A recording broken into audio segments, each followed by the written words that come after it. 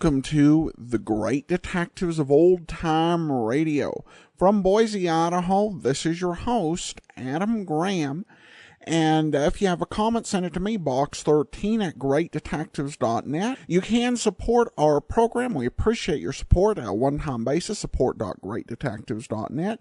Also over at patreon.greatdetectives.net for ongoing contributions. Once a month for as low as $2 a month.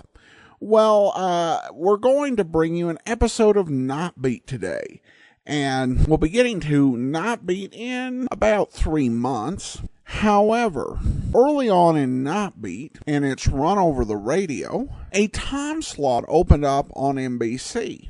And while they were deciding what to put in it, they decided that temporarily they would use that spot to promote Nightbeat. So they rebroadcast 4 transcribed episodes of Nightbeat with an introduction from a star of a different detective and mystery program, included an endorsement of Nightbeat. We already played Glenn Ford's endorsement in when he was doing Adventures of Christopher London, and Jack Webb's when he was doing Dragnet. Well, this one features Dick Powell as Richard Diamond. And the reason I don't just play this when we play through the regular Nightbeat series is that these reruns or encore performances come so quickly on the heels of their actual air date, there's just not enough space. So I decided to do it now, and it's kind of a preview of what's to come this fall as we get into Nightbeat. So here now with a rebroadcast date of April the 23rd of Nightbeat is Girl in the Park. The National Broadcasting Company wishes to call your attention to a program regularly heard on Monday evenings at 10 p.m. New York time over most of these stations. We invite you now to listen, evaluate, and perhaps become a fan of this regularly scheduled Monday night program. Here then, for your approval is Nightbeat.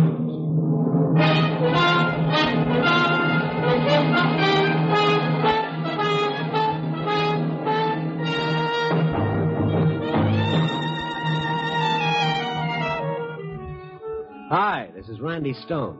I cover the Nightbeat for the Chicago Star. Stories start in many different ways. This one started, strangely enough, with the flame of a match and ended in an agonizing fear of death.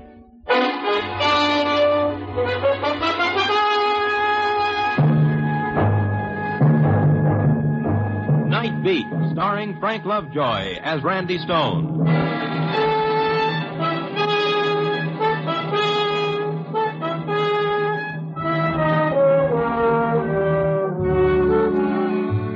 The night is a thief, some poet once wrote, that steals the colors from the day. That's kind of pretty if you like words, but for my dough, it's not exactly true. Because there are colors at night. The burning red of passion, the angry green of jealousy, and the ugly, terrifying black of fear. This was one of those nights when pickings was slim. I'd covered the town from Henrice's bar on the Mart out to Hyler's on the North Shore and back downtown again with nothing to show for it. I was taking a shortcut through Lincoln Park to pick up my car. At that time of the night, the park was pretty deserted, except for this girl walking up ahead of me. Not a bad silhouette, I might add, against the distant light.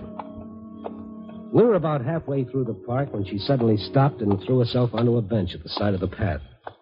There was something almost desperate about the way she did it, and I ran up to her. Excuse me, anything wrong? Please, I'm all right.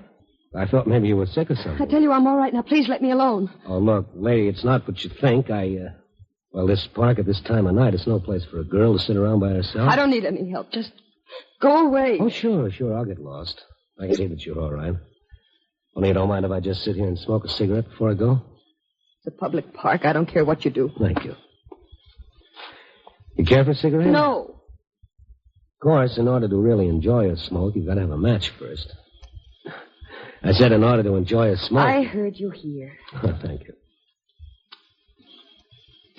There you are. Keep 'em. Oh, you better hang on to these. I won't need them. You might need them later tonight. After tonight, I won't need anything. Oh, now, come on. Wait a minute. That's no way to talk. The only time you're not going to need anything, sister, is after you're dead. Why did you say that? What? About being dead. For no reason. Why? Because after tonight, I will be.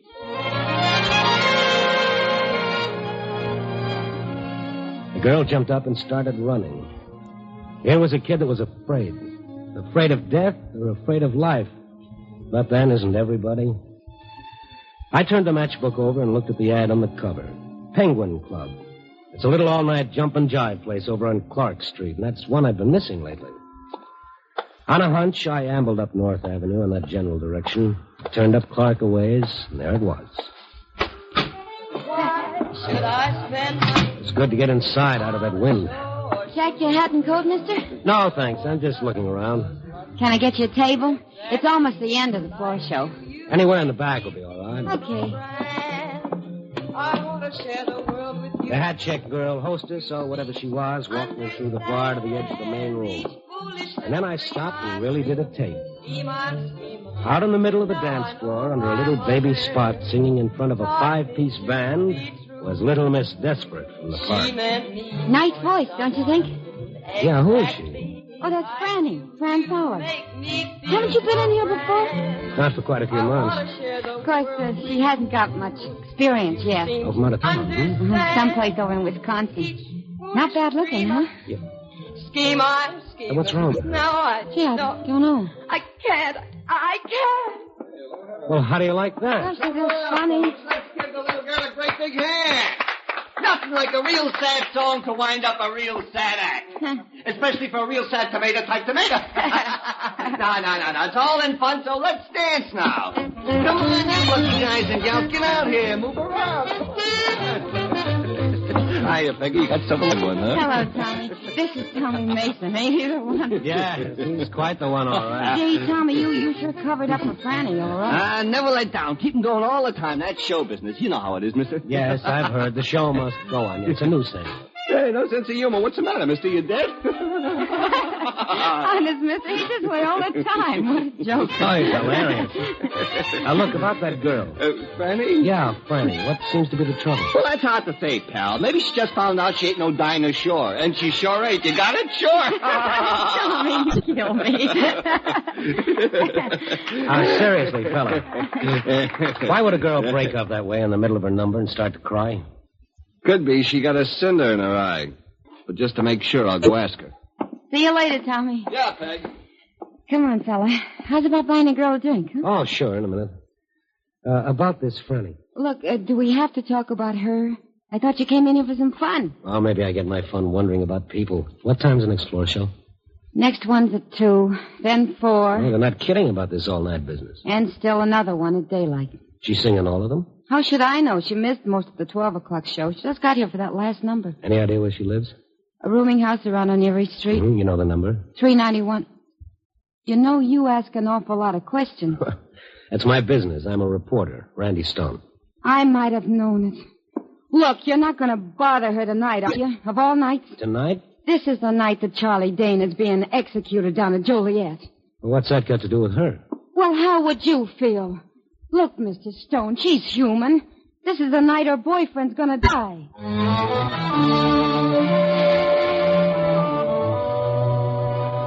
I went up to the front of the bar to a phone booth and called the picker.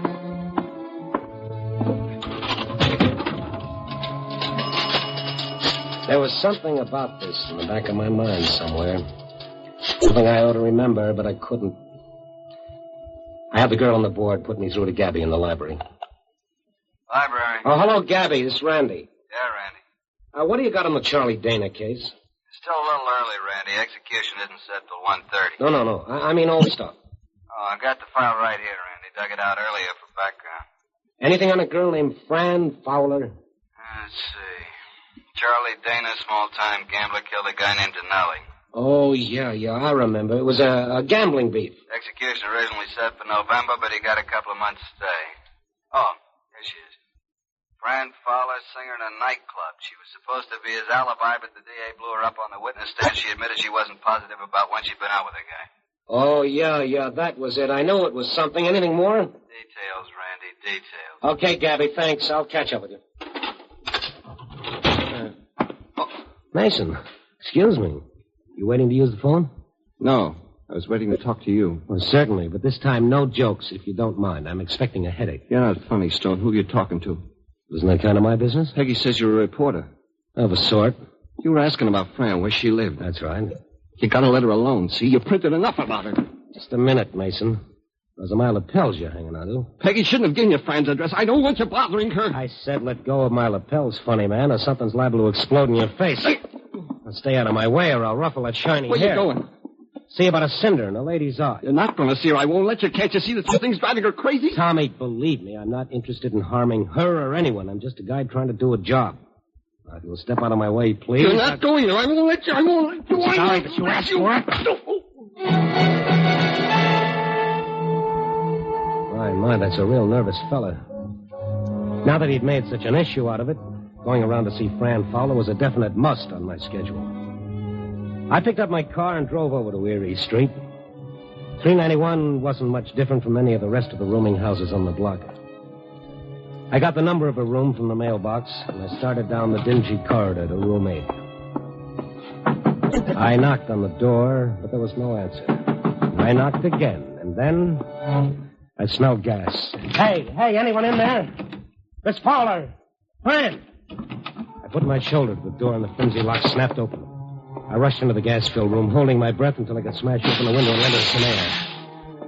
And then I saw Fran Fowler, the girl from the park, lying across the bed. On the table beside her, one of those little 2-burner gas stoves with both jets wide open. I turned them off and started shaking the girl. Miss Fowler, Franny, come on, get up. You got to get out of here. Am I going to have to carry you? Put me down. You little fool, this room was filled with gas. My purse. Where? On the table. Oh. Okay, I got it. Fine thing with a gun in it. Give me that. Outside, baby, outside.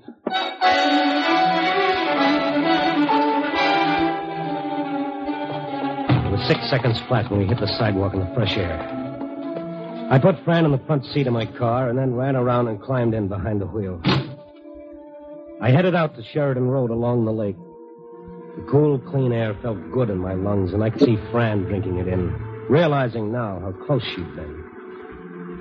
I didn't make her talk until we were a long way out of town. Then I pulled over to the beach side of the road and killed my motor.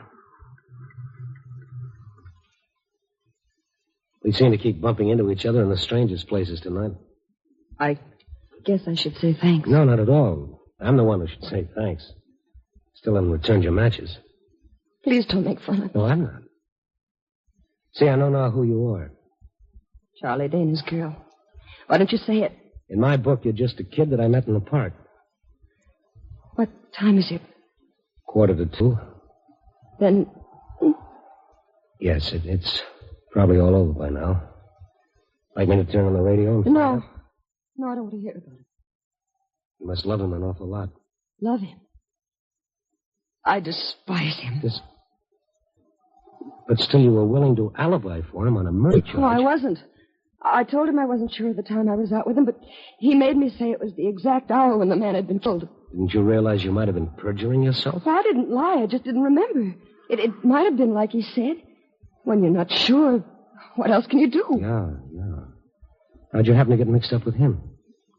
Oh, I didn't know anybody when I first came here. I was lonesome. And he was nice to you. Well, he was. A lot more decent than most of the men who want to take you out when you're working in a club. And why do you hate him now? I didn't know what he did. A lot of people gamble. I didn't think too much about it. Then we got to going out evenings between shows at the club and on my nights off. And the killing happened when you and he were supposed to have been out someplace together? Well, that's what he said. He wasn't arrested until a few weeks after the trouble. I couldn't remember if I had been with him during that particular time or not. Well, it's all over now. You did what you had to. That's about all any of us can do. But you got to forget about it. You got to put it out of your mind. There's nothing more to worry about. But that's just it. Oh, you don't understand. There is. What are you talking about? He promised. He promised, and I know he'll keep his promise. Promised what? I went to see him in prison. In the death house? Well, I had to. I wanted him to understand, but he said I tricked him. What, by telling the truth on the witness stand? He said I double-crossed him. But that now he didn't care. Well, why would he say that? He said he didn't care because the night he died, I would die. And I'm afraid.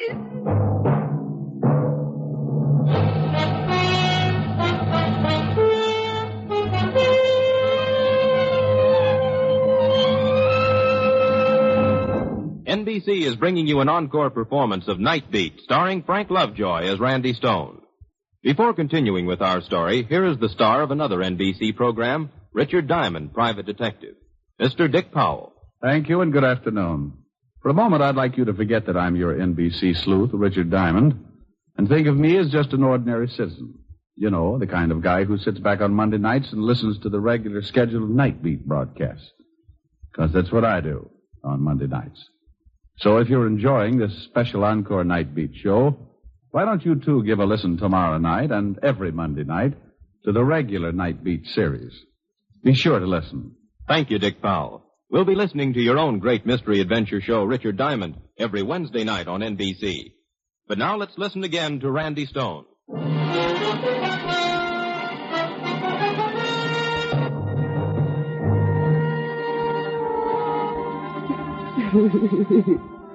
This was real. This was no act. The sound she made would tear you to pieces.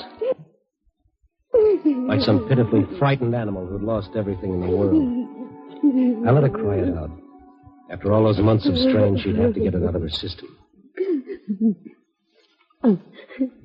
He said the night he died, I would die. Well, sure. So you were scared. Who wouldn't be? But don't you see, it's just a cruel boast made by a cheap hoodlum who was trying to hurt you to make you feel responsible for his own plight. But he meant it. I know he did. Well, maybe he did at the time, but you've got nothing to worry about now. You had nothing to do with it. He paid for his crime, and now he's dead. And you're still alive. He'll keep his promise. How can he? He's dead. I know you think I'm crazy, but... No. But has anyone really tried to harm him? But this wasn't the night he was supposed to... I know that. The execution was originally set for November. Yes. It was that night in November. I hadn't been afraid before. I thought it was like you said, because he was bitter. But naturally, all that day I was upset. I told him at the club I couldn't work, and late in the afternoon I got a note from Peggy saying, why didn't I go out to her cabin at the dunes for a couple of days? Nobody would bother me, reporters. I could get a good rest. So I drove out there that evening. It was quiet. Nothing around, just empty sand dunes and her cabin all alone on the edge of the lake. I called Peggy at the club to let her know I got in all right. Oh, Fran, where are you calling from? Why, from your place. My apartment? No, your cabin. At the dunes? Oh, it was swell of you, Peggy, to let me come out here. Well, of course, Franny, you're welcome to use the place, but I don't quite know what you mean. Well, your note this afternoon telling me to come out. I didn't write you any note. Oh, come on, Peggy, you did. You even told me where the key would be, under the flower pot. But, kid, that's where we always keep it. Everybody knows that. Peggy. Now, don't worry about it, kid. One of the girls probably sent you the note and just hasn't had a chance to tell me about it yet. I should have thought of it myself. No, wait a minute, Peggy. I'm scared. Well, what in the world of? You remember what I told you about what Charlie said the last time I saw him? In prison? It was about tonight that he said when he died... No, cut it out, Franny. Cut it out before you drag yourself back. Peggy, I'm all alone and I'm scared. I don't know what to do. Fran, you gotta hang up right away. You shouldn't be out there all alone tonight. Now get in your car and come back to town as fast as you can, huh? I'll wait for you here. All right, Peggy. All right. I hung up the phone, ran out of the house to my car. I turned on the ignition key and stepped on the starter. It wouldn't start. My car wouldn't start. I looked at the gas gauge. Empty. Somebody had drained the gas out of my car. I got out in a panic and started towards the highway. But there was a car out there, parked behind a big sand dune. I turned and ran back into the house. It was like some crazy, frightening nightmare. I didn't know what I was doing, but somehow I got inside and locked the door. And then suddenly I was at the telephone. Operator, answer me. Operator, you've got to answer. I want the police. Operator, please help me. Someone... Operator! It was no use. The line was dead. While I was outside, someone had pulled the wires away from the wall. I crawled over to the window and looked out to the highway. There was a car out there. Its lights were on. But as I looked, they went out. And now, I was alone. In the dark.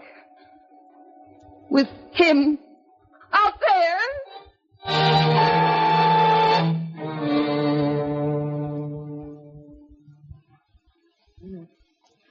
I must have passed out. When I came to, it was morning, and then Peggy was there. She and Tommy had driven out after the club closed to find me. But you see, you didn't die that night. But neither did he. Could have been your imagination, you know. This man in the car. No.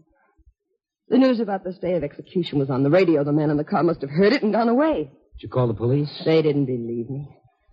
Just because I'm a nightclub singer, they said I was trying to get publicity. Yeah, but how about the car not starting and the telephone being dead? According to them, my car was just out of gas, and I must have pulled the telephone wires off the wall myself. In the panic you were in, you could have. But I didn't, I tell you, I didn't. All right. Anyhow, it's tonight that we're concerned with. I don't know what to do. I just don't know what to do. Well, if it's true, this fear you have, you've got to find out tonight. If you don't, it'll haunt you the rest of your life. Oh, I know, but how? You've got to get back to your room. Oh, no, I'm afraid. I'll be with you. I've still got your gun, remember? By the way, what were you doing with it? I didn't have the nerve to use it. Even on myself. Well, if anything is going to happen, it'll happen tonight. Not tomorrow or any time after that, but tonight. We'll go back to your place now and wait until it's daylight. I drove Fran back to the rooming house on Erie Street.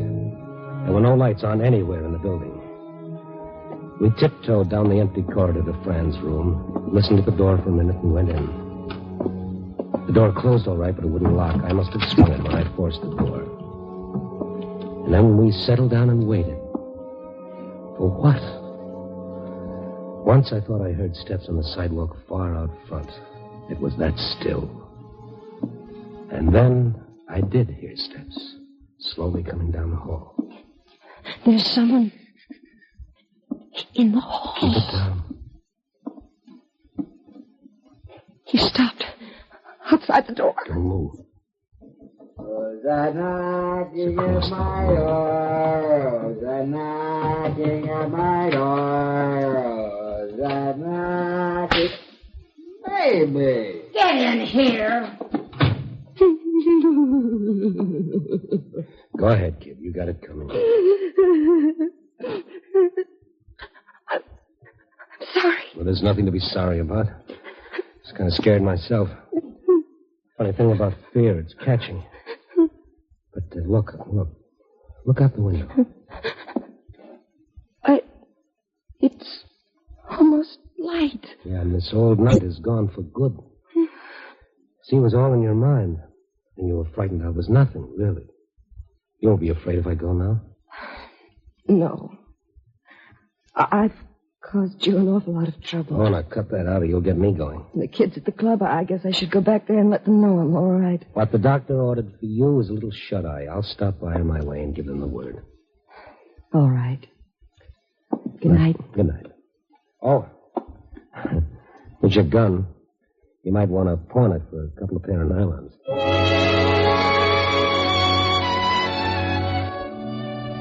Yes, a real nice tomato-type tomato, as the funny man at the club would say.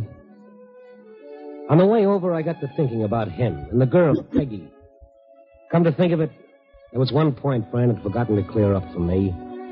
About the note that sent her out to Peggy's cabin at the dunes that night. Yeah, my mind wouldn't let go of that. When I got to the club, it was daylight, and they were folding up the joint. Peggy was sitting alone at the bar. Well, you got a nerve coming back here after... How's your boyfriend? He's not my boyfriend. That's a figure of speech. Where is he? He just left. Okay, I'll settle for you. If you don't mind, it's a little late for small talk, mister. Okay, I'll give it to you fast. It's about that note you wrote to Fran Fowler last November on the night Charlie Dana was supposed to die. What note? It's a little late for small talk, remember? I don't know what you're talking about. You don't know anything about a note inviting Fran to stay out at your place at the Dunes? I told her. I didn't know who wrote it. Or were you telling the truth? Yes, I was. Okay, maybe you were. But you found out later who wrote it, didn't you? No, Now tell me the truth, or would you rather tell the police? All right. I did find out, but it wasn't like you think. Who was it? Tommy Mason. Tommy Mason, the funny man? Yeah. His idea of a joke, no doubt. A hilarious joke that might have scared a poor kid to death? No, you're wrong. It wasn't a joke. Well, then why? Why'd he do it? Because he's in love with her.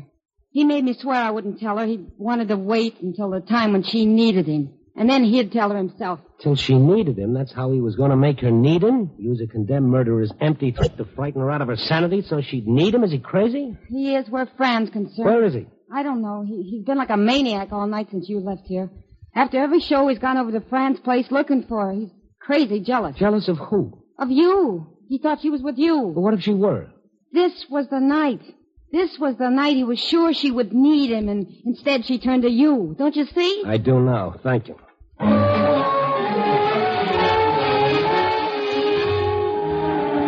It was only about half a mile to Fran's, but it seemed more like 20 miles until I turned off Clark up Erie Street and slammed into the curb. There was no one on the street. I was hoping he'd walked and I'd pass him on the way, but there was no one. I ran down the narrow hall, not daring to think what I'd find, and I flung open the door. You alone? Oh, you frightened me. Are you alone? Well, yes. I've been sitting here since you left. Too tired to undress. All right, come on, let's get out of here. Grab your coat. But where? Never mind. I'll tell you on the way. I shoved Frank out the door, and we started cautiously back down the hall. Got about halfway when I grabbed her arm.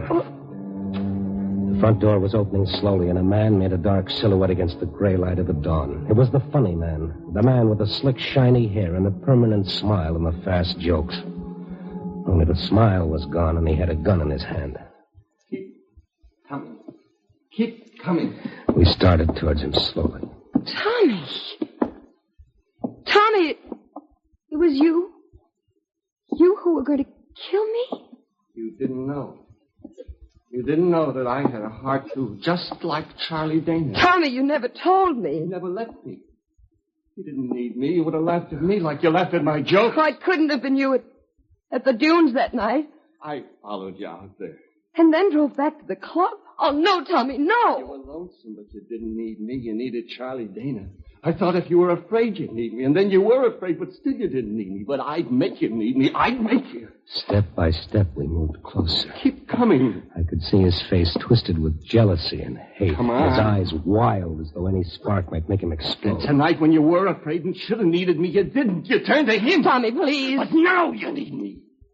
Now that I have my finger on this trigger, you need me more than you ever needed anyone in your life. You need me. You need me, Fanny. You need me. Say it. Say you need me. I can't shoot. As he started to shake, I ran forward and grabbed for his gun. Look out! Drop it! It's all right. I've got the gun. Is he hurt? Nothing to what he will be. Get up, funny man. No. Don't be too hard on him. He didn't realize. No, I guess maybe he didn't. Funny, isn't it? You never really know what's going on in some of the best combed heads.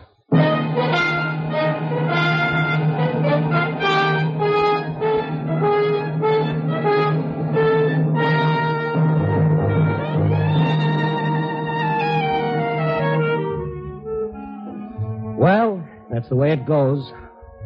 A little later than usual this morning, the day shift has already moved in and let the night crew wander off to their own little private beds.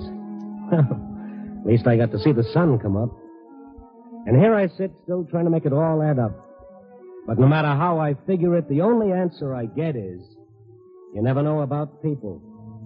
But, bless him, maybe that's why we love him. That man that's walking towards you with a smile on his face. What's he smiling about? Or is it just so you won't notice how he's screaming inside?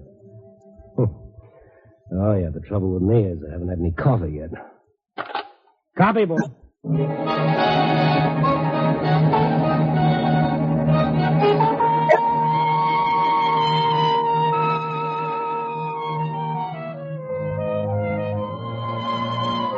Nightbeat, the new dramatic series, stars Frank Lovejoy as Randy Stone. Nightbeat is produced and directed by Warren Lewis and edited by Larry Marcus.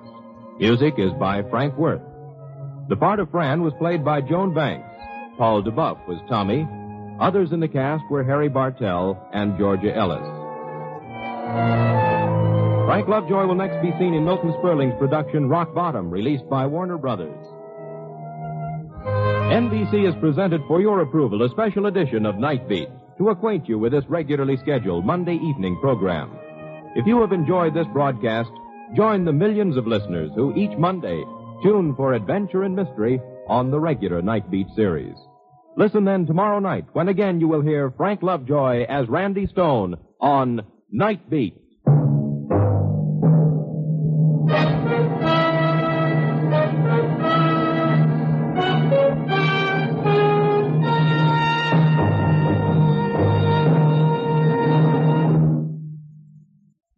Now stay tuned for High Adventure on most of these NBC stations.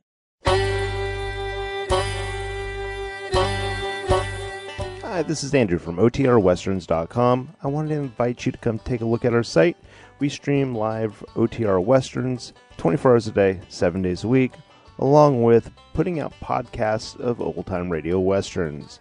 Check us out at OTRWesterns.com. You're listening to The Great Detectives of Old Time Radio with Adam Graham. Now let's get back into the show.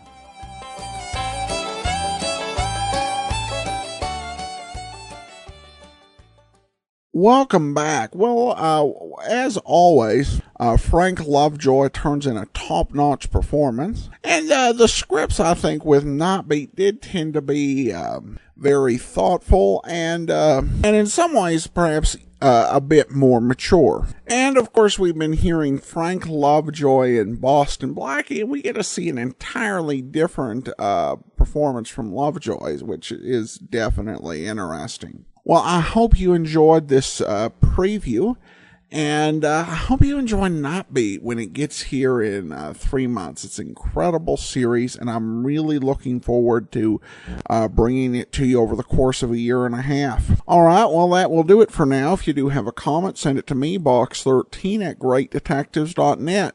Follow us on Twitter at Radio Detectives.